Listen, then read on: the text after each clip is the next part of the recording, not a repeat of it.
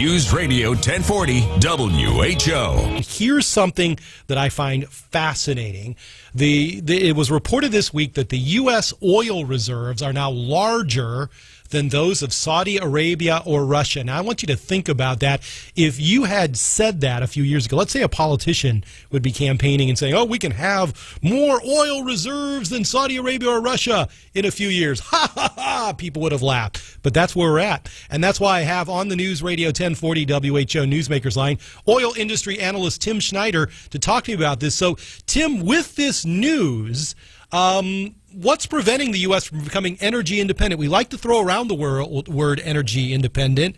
Are we on our way to that, or are there still some hurdles to be overcome? Well, there's still quite a few hurdles to overcome, but I hate to tell you this, Jeff, but I was one of those people that 10 years ago was telling people, hey, we're about to run out of crude oil here in the next 15, 20 years, and we better be doing something. Yeah.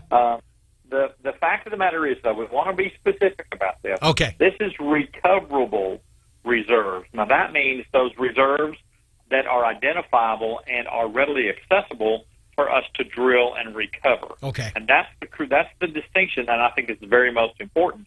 There are there's vast amounts of crude oil throughout the world, but we're talking specifically about the recoverable crude oil. And the United States has 264 billion barrels of reserves that are proven and recoverable, and that's a fantastic number. So are we on our way then? And I appreciate your honesty, Tim, that you have been one of those guys kind of skeptical like 10 years ago, but are we on our way to energy independence? Can we achieve this? It's important to understand that the term energy independence is a geopolitical term that means security, energy security, making sure we're safe here in the United States. Crude oil, and this is something that we look at through my company, which is Crudefunders.com. Mm-hmm. It's, when we look at how sustainable the crude oil business is, it's important to understand that this is the lifeblood of our U.S. economy and the world economy. Crude oil is what makes everything tick. Yeah. We send crude oil to the refineries. We talk about this particular number.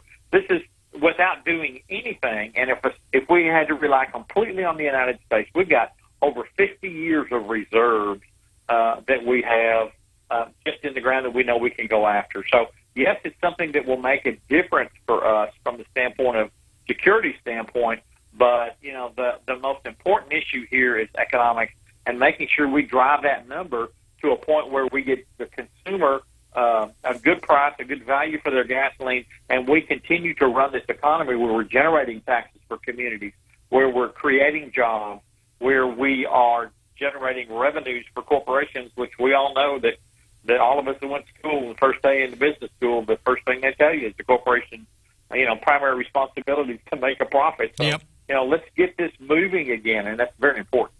Well, and you were touching on, Tim, something I wanted to ask you about, which is, as a consumer, I'm just listening to the news, and oil prices are here, oil prices are there. Is this the kind of news that will keep my gas prices low for a number of years?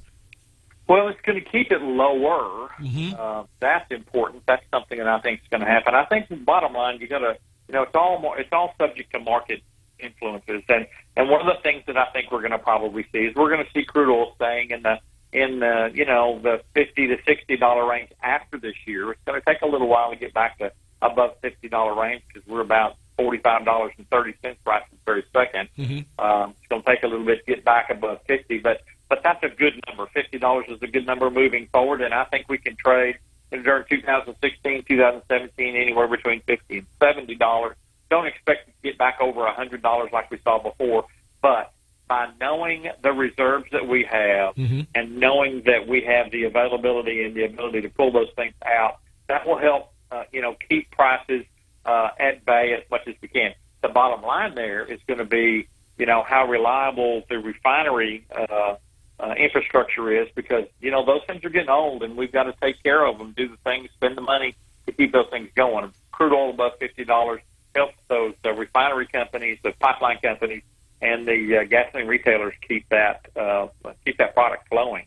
Well, and that's what I was wondering, Tim. I know that in order to keep it flowing, you got to do updates to the infrastructure over time. Are your main challenges political? Because, of course, I introduced you as an oil industry analyst, and I'm sure there are some folks that are environmentalists that went, ooh, So are you facing a lot of political challenges in getting a lot of this crude out of the ground?